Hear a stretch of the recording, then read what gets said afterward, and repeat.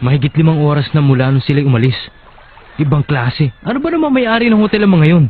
Basta na lamang aalis at iiwan ng kanilang mga customer. Ang dami natin dito ah. Nakakaasar talaga. Siningil-singil nila tayo ng malaking halaga tapos iwanan nila tayo. Hindi naman perang ibinayad natin sa kanila. Pero pinaghanap nila tayo ng mga ginto. Kaya para na rin pera binayad natin sa kanila. Tama ka dyan. Tomba, imposible pero nagkasundo tayo dyan. Sa ganitong sitwasyon, kahit magkasundo tayo, baliwala. Tungkol naman sa mga kayamanan, pumunta ako kanina doon sa silid doong 2 matanda. At iniwan nila ang lahat. Nakalimutan kaya nilang dalhin? Hindi, baka sinadya nila. Siguradong may matinding rason kung bakit nila iniwan ang mga yon. Sa palagay mo ba kasama to sa pagsusulit? Hindi ko pa alam. Ang mga iniwan nilang impormasyon ay hindi sapat para husgahan.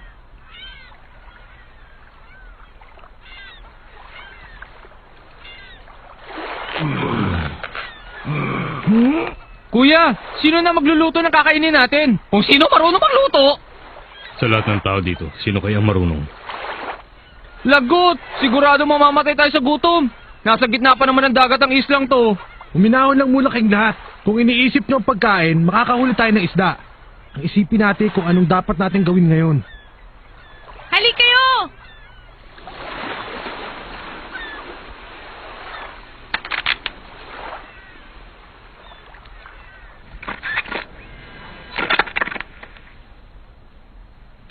Sira na kaya yan?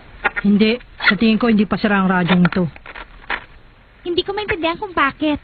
Kanina pa ako pero hanggang ngayon wala pa rin ako nasasagap. Anong sabi mo? Ibig sabihin, Wala na tayong pag-asa makakontak. Isang bagay lang ang dapat natin gawing lahat. Kailangang umisip ng paraan para makaalis.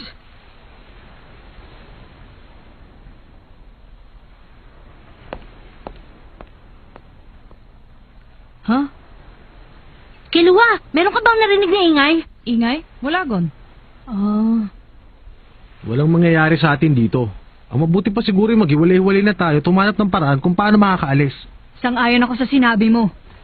Pwede mo pa bang subukan gamitin yung radyo? Sige, akong bahala.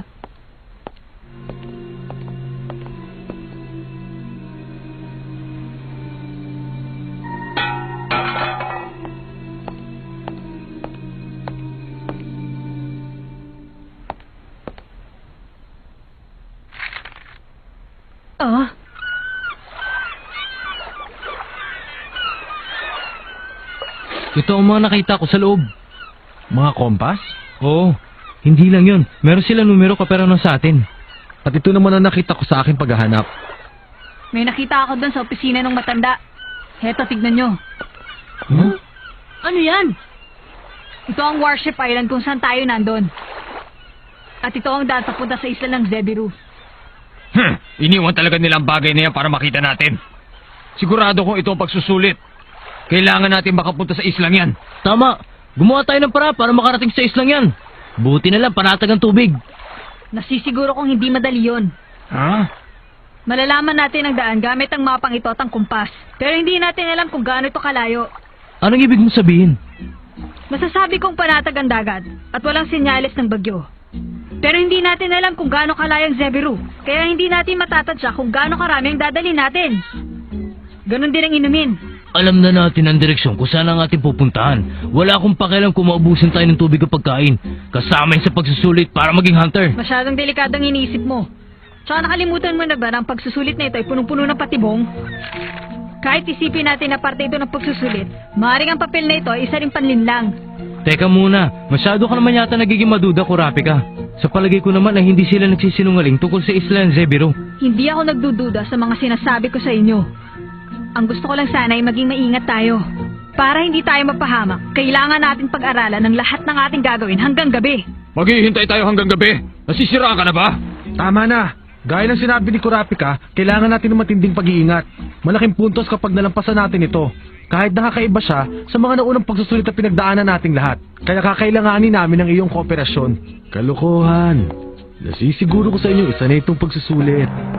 Maaaring mayroong limitasyon ng oras na ibibigay nila sa atin. Hindi ito ang tamang oras para magsalita ka ng mga bagay na nakakanerbiyos. Meron ka na bang karanasan tungkol dito? Tinignan ko ang tangke ng tubig. At wala lang natira para mainom ng lahat. Ano? Kapag nagaksaya pa tayo ng panahon, siguradong lahat tayo matutuyot. Nakinig kayo sa akin. Ang bubunuin natin ang islang ito ay 3 araw. Tapos na yung isa dahil sa paghanap ng kayamanan. Kaya may 2 pa. Sa madaling salita, ang layo ng Ziburi sa islang ito ay halos 2 araw na paglalakbay. Ah, ganun pala. Kuya, mas marami pa pala problema kaysa pagluluto eh. Tara! Bangka! Teka! Okay, tara na sa Ziburi. Sandali! Kapag nagkanya-kanya tayo, may mangyayaring masama. Mas delikado. Wala ka sa buhay mo, kalbo. Huwag mo na silang sulsulan. Baka problema pa tayo sa mga taong yon. Parte ng pagsusulit ang pagbabawas ng aplikante. Kahit ano mangyari, kaya kong tumagal. Kaya wala akong pakialam sa ibang tao. Sandali, anong gagawin natin? Kurapi ka. Alam mong naiintindihan ko ang sinabi mo. Pero palagay ko may puntos ni Sigareta. Ang sinabi ko lang ay kailangan natin maging maingat sa lahat ng ating gagawin. Oo, alam ko yun pero... O paano? Pupunta na rin ako sa isla. Paalam na. Sa tingin ko'y tama si Kurapika. Kaya lang hindi na siguro natin kinakailangan pa maghintay hanggang gabi. Ba't tayo hindi ulit maghiwa-hiwalay at humanap ng mga bagay na mas makakatulong sa atin sa islang ito? Mas maganda yan, kaya maghintay na lang tayo dito. Gon, balikan natin yung pinuntahan natin. Anong gagawin mo ngayon? Kakausapin ko na lang yung mga taong matigas sa ulo. Kung mas marami tayo, mas magiging madaling ating gagawin. Makita-kita na lang tayo mamaya kapag meron na nangyayaring maganda. Sige. Wow! Ang ganda! Walang may tutulong sa atin ang bagay na yan. Dahil hindi naman tayo lalakad sa ilalim ng tubig para makarating doon. Tama ka, Kiluwa. Tumingin pa tayo sa iba. Oh.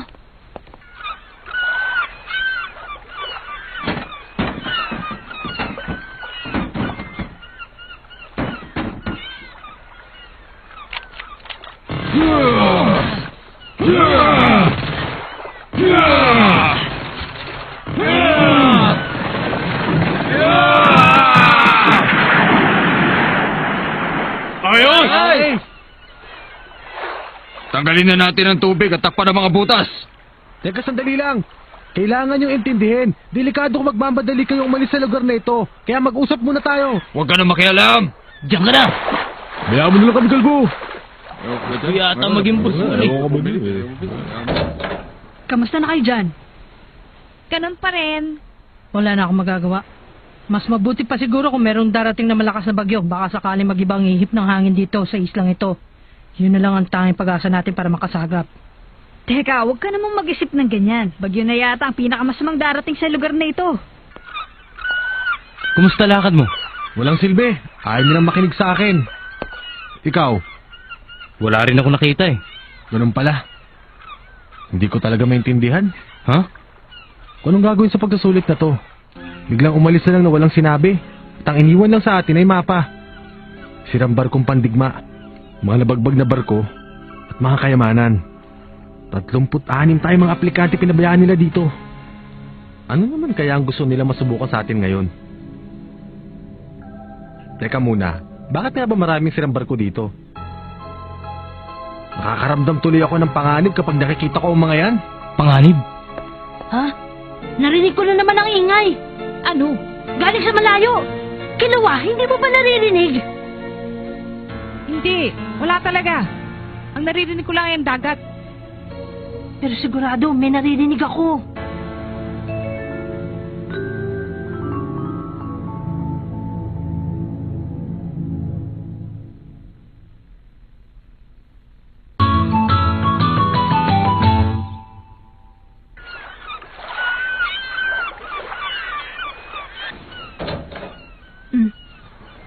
Hanzo, kamusta? Ganon, naiintindihan ko. Mahigit 30 tayo nakapasa sa mga naunang pagsusulit. Nalampasan natin yon gamit ang kani-kanyang kakayahan. Kaya hindi nakakapagtakang walang makikinig sa'yo. Nahirapan isipin, hindi natin sila mapipilit na makipagtulungan sa atin. Pero kung pag-iwan sa atin ng 2 matanda isang pagsusulit, isa itong malaking pagkakamali. Kakaibang nararamdaman ko. Hindi ko maintindihan. Pareho lang tayo ng nararamdaman, Kurapika. Ang pagiging ninja ko ang nagbibigay sa akin ng babala, pero talagang hindi ko mapaliwanag. Pero ano kayang gagawin ko? Kahit anong paliwanag ang gawin ko, hindi sila maniwala sa akin. Sigurado yan. At nagawa na natin ang lahat ng dapat nating gawin. Kapag pinilit pa natin sila, ipag-aaksayan ito ng panahon. Ano sa palagay mo, Hanzo? Ano na ang dapat nating gawin ngayon? Kurapika, Ha? meron pang isang bagay na nagpapakaba sa akin. Nararamdaman ko na ito bilang ninja. May nasasagap akong malakas na puwersa sa lugar na ito. Palapit ng palapit. Sigurado may mangyayari. Yun siguro ang hinihintay natin at dapat malampasan sa pagsusulit na ito. Sa palagay ko yan ang nararamdaman ng lahat ng taong natira dito, Kurapika. Kaya bago mangyari yan, dapat ay gumawa na tayo ng paraan. Tayong lahat. Anong paraan yun? Yun ay... Pipili muna tayo ng mamumuno.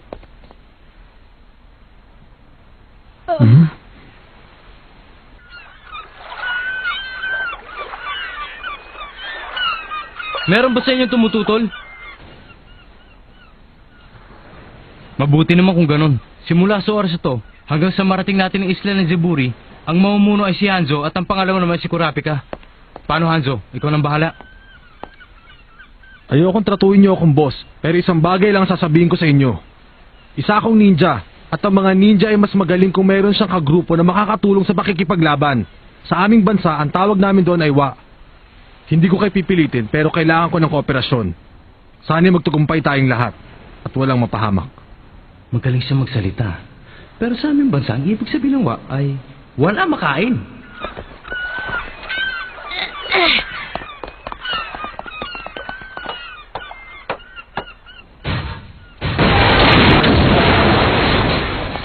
Napabayaan na talaga to.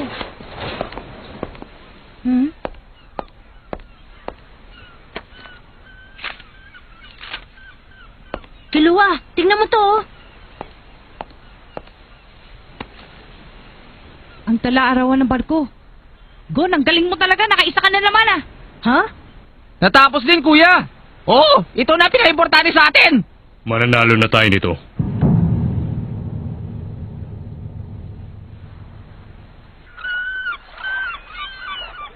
Ganun pala. Ang barkong ito. Kami ang huling perasang ipinadala ng aming bansa para suportahan ng aming mga kasama. Ang sumulit nito ay ang kapitan ng barko. Teka muna, meron bang nakasulat dyan tungkol sa isla ng Zeburi? Nandito. Malapit lang. Makakarating tayo doon sa loob ng isang araw kahit sa maliit na bangka. Ayos! Maganda na tayo sa... Ito si Ponzu. Merong pagbabago sa radyo. May nasasagap na sa electromagnetic wave. Magiging magulo na ang ihip ng hangin.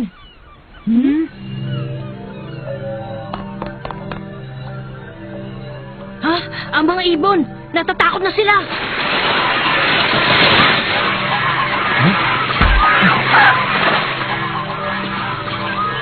Yan ay...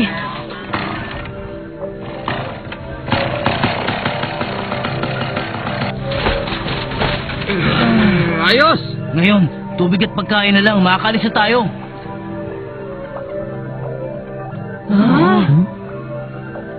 Ano yun? Ang hangin. Umiikot.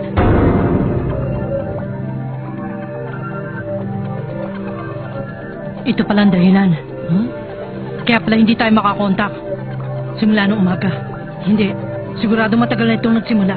Hindi normal ang kondisyon ng hangin. Ganun na nga. Mula nung sumikat ng araw, ang pagbabago ng atmosfera ay unti-unti nang nakikita ng ating mga mata.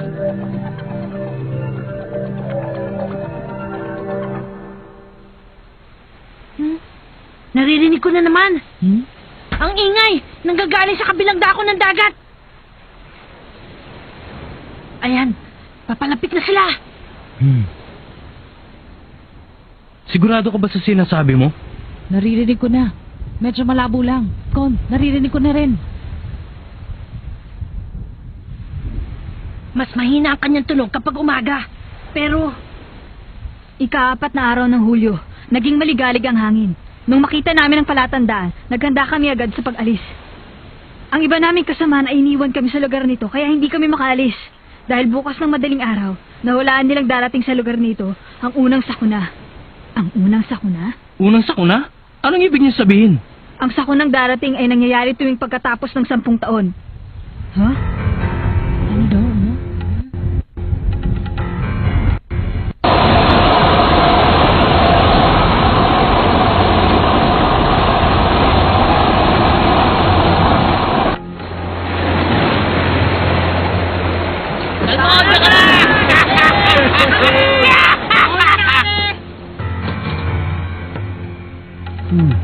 Labahin sana kayo ng mga bituin sa langit.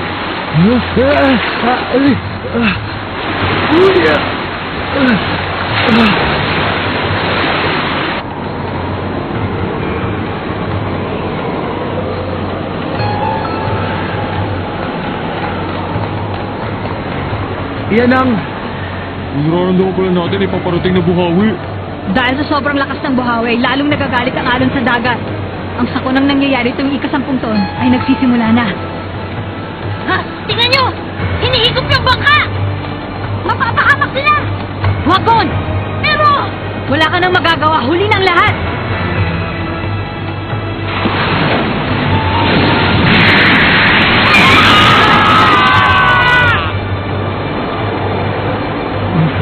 Kawawa naman sila. Kung hindi lang tumakbo si Kamuri, sigurado kasama nila ako. Greta!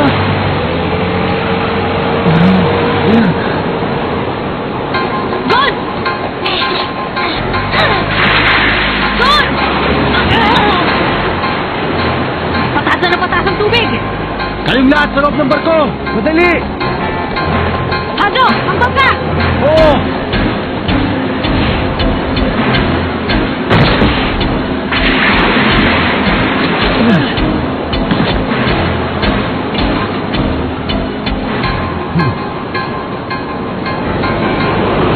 Kuya! Ano nangyayari? Nahihilo na ako! Lumalakas ang hangin! Hindi ko na makontrol! Delikado! Kuya! Tumalo na tayo! Sigurado ka ba? Hindi!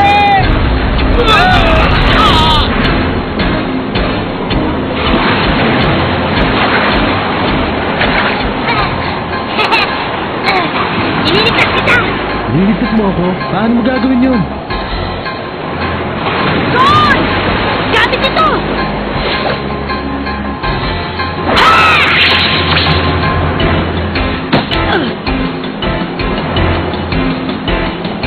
Gon! Taluin mo!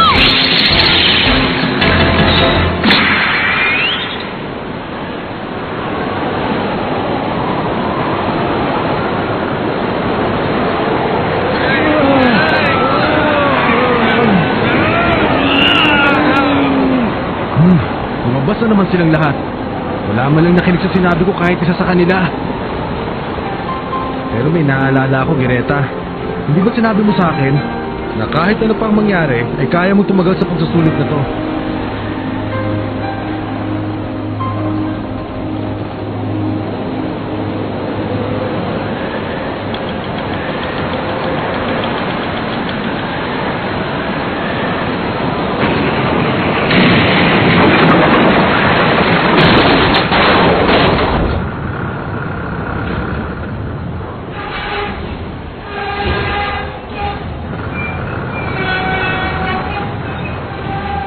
Wala na talagang ibang magagawa kundi ang maghintay.